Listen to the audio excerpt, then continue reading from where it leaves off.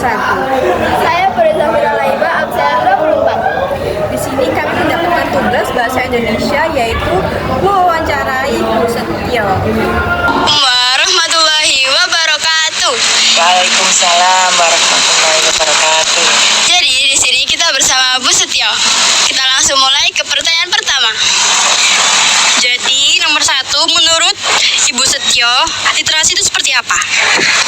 Literasi itu merupakan suatu kegiatan yang menggunakan 5 panca indera untuk mengumpulkan semua informasi yang ada di sekeliling kita. Itu yang maksud literasi, bukan hanya sekedar membaca saja, tapi melalui mata, melalui telinga, melalui penciuman, melalui meraba, indera peraba. Jadi semua 5 indera itu kita maksimalkan untuk mendapatkan info sesuatu yang berguna di sekeliling kita, itu namanya literasi. Baik, lanjut nomor 2. Bagaimana cara Ibu Setio menumbuhkan minat baca di kelas? Kalau pada saat ibu mengajar, anak-anak itu kan kadang-kadang membaca itu susah ya. Maunya itu guru bercerita, berceramah, kemudian mereka mendengarkan, terus baru dituntun untuk mengerjakan soal. Nah, karena anak-anak itu disuruh membaca itu susah, maka salah satu langkah ibu untuk menumbuhkan minat literasi anak-anak yaitu dengan menggunakan media audiovisual. Nah, jadi literasi bukan hanya membaca saja, tapi mereka melihat video, itu mereka juga memasukkan informasi dari apa yang mereka lihat dari mata, dimasukkan ke dalam pikiran. Nanti mereka akan menerjemahkan info apa yang dapat mereka temukan untuk manfaat kehidupan sehari-hari. Itu bisa lihat video, itu juga literasi juga. Ya. Lanjut ke nomor 3. Strategi apa yang biasanya Ibu Setio gunakan untuk meningkatkan kemampuan literasi siswa? Ya, salah satu strategi yang saya gunakan di dalam proses pembelajaran itu saya menggunakan metode pembelajaran berbasis masalah. Jadi kalau pada waktu ibu mengajar IPA misalkan tentang peredaran darah misalnya itu saya mengangkat suatu kasus yang ada di dalam kehidupan sehari-hari sehingga anak-anak tahu, oh iya itu ada yang pernah sakit ini, ada yang pernah sakit anemia atau apa. Nah, kasus itu saya angkat di dalam proses pembelajaran. Nanti mereka akan tergugah untuk mencari tahu apa sih penyebab kasus itu. Terus apa saja yang terkait dengan masalah itu, bagaimana cara penanganannya, apa penyebabnya, bagaimana cara mencegahnya, ya itu.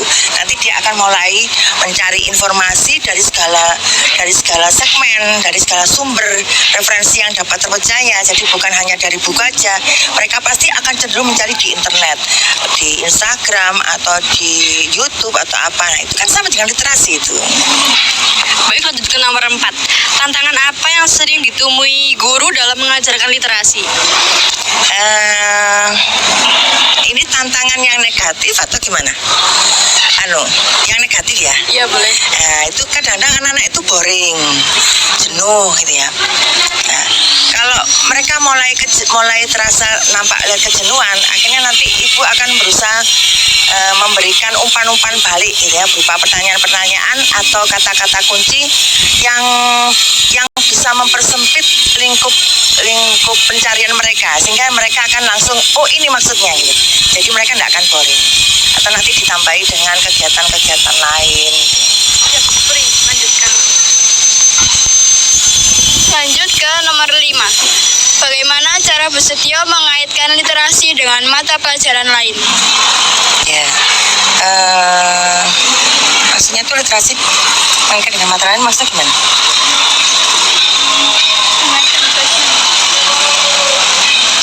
Menurut saya semua mapel, semua bidang studi untuk mendapatkan informasi apapun yang terkait dengan mapel itu kan selalu berhubungan dengan literasi. Tanpa literasi anak-anak tidak mendapatkan manfaat ilmu apa-apa ya, mereka nggak bertambah wawasannya gitu. Mendengarkan guru itu juga termasuk literasi, sama dengan menggunakan ini ya, audionya ya, telinganya, jadi indera pendengarannya itu juga literasi juga sama ya. Jadi mungkin maksud ibu itu semua mapel tetap bisa dan harus menggunakan literasi.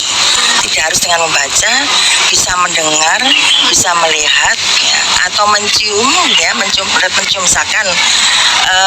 misalkan begini, kalau untuk zat kimia, ya, bau alkohol itu seperti apa? Oh, alkohol seperti ini. Gitu. Kalau zat aditif, oh, bawang putih itu seperti ini baunya. Oh, lada itu seperti ini. Gitu. Baik, pertanyaan ke-6. Menurut Bu Setio, apa peran teknologi dalam mendukung literasi sekolah? Ya, anak-anak itu kan hidupnya tidak pernah lepas dengan gadget, ya. Ya. Jadi teman setianya dia itu ya gadget itu, ya. Apa-apa curhatnya di gadget, ke media sosial daripada ke orang tuanya, ya.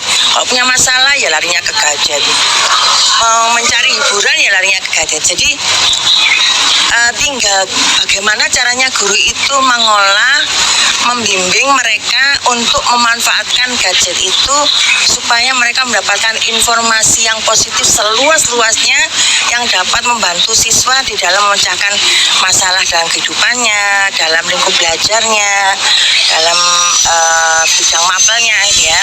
Itu bagaimana caranya guru membimbing. Kenapa? Di dalam gadget itu ada situs web kan, kemudian ada platform ya, yang merupakan media teknologi, media digital yang bisa dipakai untuk siswa untuk menggali informasi sebanyak-banyaknya. Jadi menurut saya teknologi yang ada di IT, yang ada di internet itu luar biasa, sangat mendukung sekali untuk menambah berpikir kritisnya siswa, untuk menjawab rasa keingintahuannya siswa sehingga dia menjadi bertambah dewasa, bertambah matang, dan informasinya kuasanya bertambah luas. Pertanyaan ke-7. Bagaimana Bu Setio menilai keberhasilan literasi siswa dari nilai ujian? Memang biasanya kalau nilai ujiannya bagus itu berarti dia berhasil gitu ya, di atas KKM ya. Nah, tapi kalau menurut Ibu sih bukan hanya sekedar dari nilainya, tapi melihat dari ulasan-ulasan yang ada di ulangan itu. Kalau dari sumber kata, dari cara dia memaparkan jawaban gitu ya, dan dia memaparkan jawaban, kemudian dari cara dia melengkapi jawaban dari ulangan-ulangan tadi, dari soal-soal yang diberikan tadi, kalau dia bisa menjelaskan lebih luas, berarti literasinya sudah berhasil. Pertanyaan yang terakhir, kegiatan literasi apa yang paling efektif menurut Bu Setio? Literasi apa yang efektif ya? Yaitu ini, literasi dalam lingkup kehidupan kita sehari-hari gitu. Jadi dia mulai misalkan menemukan masalah gitu ya, misalkan ini, kita makan, pada waktu makan itu makanan masuk kemana gitu ya.